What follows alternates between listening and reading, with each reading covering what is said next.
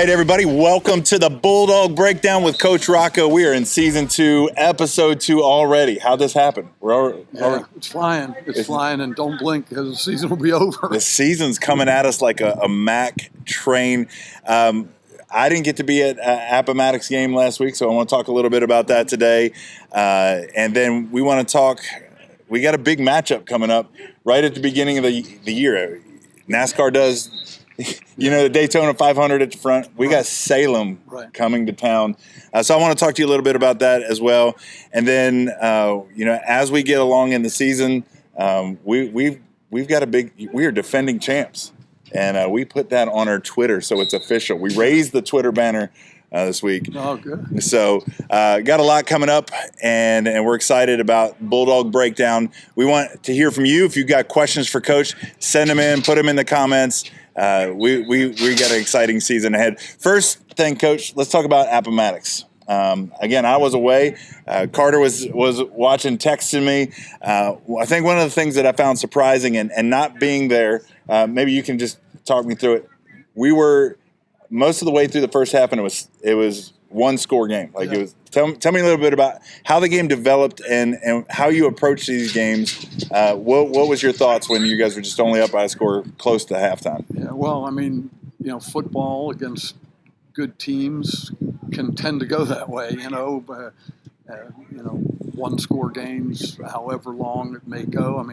Last year we beat Salem on a one-score game, so I think people have gotten maybe a little bit spoiled in that.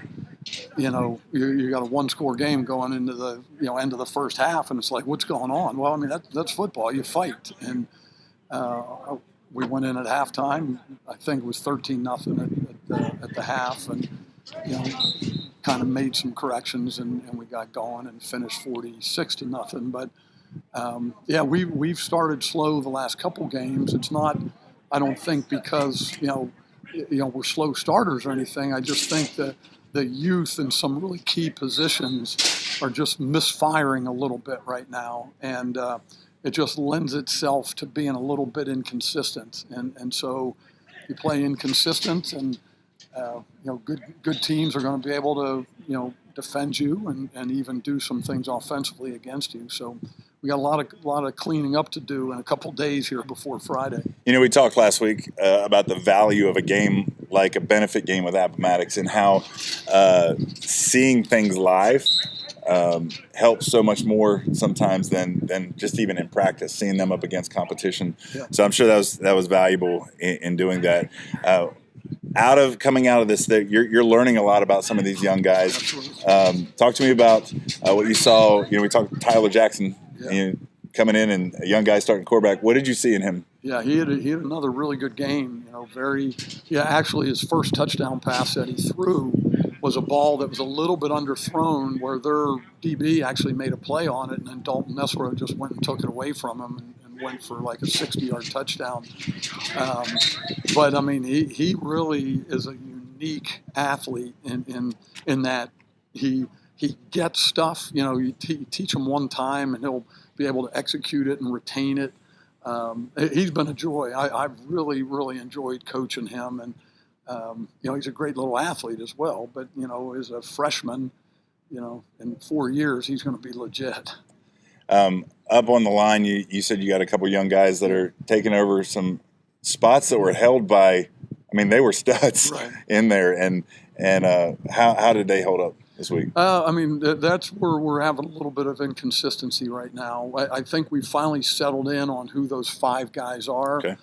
3 sophomores. Jackson Manning's playing right guard. Brady Collins is playing the left guard.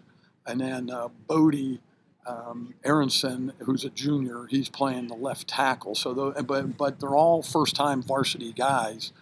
It's taken a while to gel, I think. And it took us a while to come up with who those 5 guys were. So there were some inconsistencies with different combinations where hopefully now we're settled in on that. We're facing an opponent this week that is a perennial powerhouse in the state of Virginia, and it's not a conference game, but it's an important game. Can you share a little bit about the significance of this game against Salem, what it means for LCA to have Salem come here and play? Yeah, even looking back at last year, I mean, we really respected them so much, using them kind of as a measuring stick of where our program is, and then being able to go in and play in Salem Stadium was just a great experience for our guys. We do look at them as a program. It's not a team. We're not playing the Salem Spartans, the team, which we are, 2024 team, but they're a rich program where, their kids are coming up from second, third grade playing in their rec ball that are all Spartans. They're teaching the same stuff that they do at the varsity level down in their second grade team. So it is a machine that they are. And we're just honored to be able to take a shot at them again this year, and may the best man win. But to have them, and I'm hoping like our fans and our student body will see, observe. I mean, we're blessed to have a student body and a fan base that comes out and follows. I mean, we had almost a sellout crowd at an exhibition game last Friday night. But Salem has been doing it so long, and they have grandpas and grandmas that all went to Salem, right, and they come and tailgate. They're going to bring their band here. They got 2 buses worth of band members. This place is going to be packed out, providing the weather's good, and I hope it will be. It's going to be 2 programs going against each other, and just trying to make a statement. So it's been a real blessing to be able to have them 2 years in a row. I know some of Salem's fans. I know you guys watch this, and so welcome to the Bulldog Breakdown. I loved your comments the last couple times. I want you to know I walked in here, and we've got extra stands over here for a lot of people. We want you to come. We want you to have fun. Bulldogs fans, you do not want to miss this. It's going to be amazing. So I just kind of want to dig into something here. Yeah. Our team goes over there last year and pulls what some might say was an upset victory. It wasn't, that was a big deal for us to win. Having guys like Gideon and Easton and Dalton that were in that game, how does that help some of these younger guys that have come up into the team prepare to face a team like this? Yeah, it's just like any leadership opportunity that you get. Your younger guys hopefully will follow the lead of your leaders, and your leaders are all different characteristics. Some are vocal leaders, some are by example, but there's an intangible that experience brings. It can come out in vocal discussions, or it could come out in just an air of confidence that others see in you and they want to follow you. Thus, they have confidence. So I like our leadership group a lot. And I really think that, that experience, although they've got kids that played in the game last year with experience as well. And so a lot of times that kind of stuff might cancel each other out. But it's going to be a warrior game, and who's going to be able to stand toe-to-toe for 48 minutes. Yeah, I think it's so valuable. I love being able to sit back and look at program versus program, but ultimately these guys are going to have to come down and realize it's man versus man. Yeah. They've got to win the battle down there, and to have those older guys just encourage them, get back up and fight again. That's going to be cool. So, hey, listen, I know that we can get our tickets online. Yes. You'll want to get here early.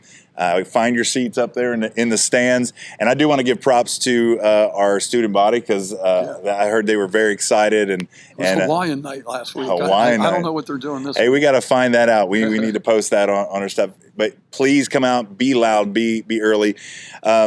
Coach, I want to ask a couple things before we get out of here. I know you got radio things. People wanting to know what you're thinking. Game film. I'd like to pick your brain just for a second. Why is having the game film after a game, what does that do for you as a coach? And then if you could tell, why is it important for a student athlete to sit and watch both the film that they just played in for upcoming opponents? It's very similar to what you were saying. Practicing against your own team for weeks, and then all of a sudden playing against another opponent. and seeing what you do against that other opponent. Well, watching game film and being able to analyze even practices, which we do, allows us to break it down to the finest degree. It's one thing to tell a guy, you know what, you gotta mirror his right step, or you gotta key the screws of his helmet, or terms like that. But if you then can show him what it is that he's doing, what it looks like, and maybe what he's doing wrong and how he needs to correct it, that is worth a picture is worth 1,000 words. So it's extremely valuable in breaking down our own performance, but then also when you're looking at the other team that you're playing, developing tendencies, seeing how they get in their stances and whether there's any giveaway there as to what the play may be. So, I mean, it's extremely important. It's amazing the tools that we have today. I was talking with someone earlier, shows my age, but I remember back in the day when it was actually filmed. Yes. Like it was actually 16 millimeter. Yeah, and in order to exchange tape, you had to meet up with somebody right. and exchange it. And now it's all online, and guys can evaluate themselves even in the moment. Just as we get ready to get out of here, where are you as far as excitement for this year, and is defending a state championship a thing, or is it just you got to play every game?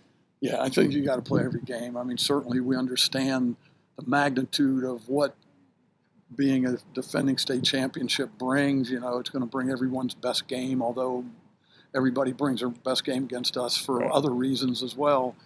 Yeah, I mean, I'm extremely excited. I love these players.